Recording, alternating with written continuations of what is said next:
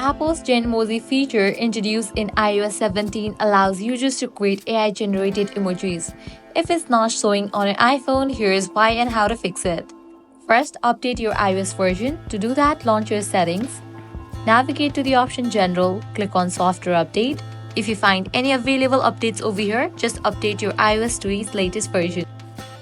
Genmoji works on iPhones with A17 or M series chips.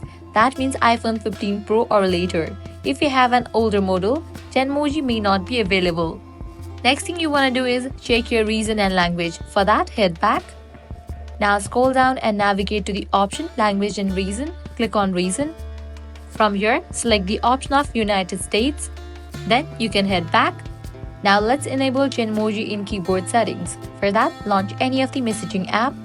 Now click on the emoji icon given at the bottom left.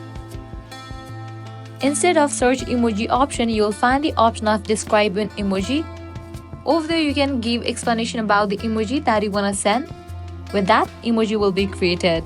Next thing you want to do is give a fresh restart to your device. Sometimes a simple restart helps. If none of these solutions work, reset keyboard dictionary. For that, launch your settings. Navigate to the option General, scroll all the way down, click on Transfer or Reset iPhone. Click on Reset. Click on Reset Keyboard Dictionary and go through the process. With this solution, your problem will be fixed. If Genmoji is still missing, Apple may not have rolled it out to your device yet. Keep checking for updates or contact Apple support.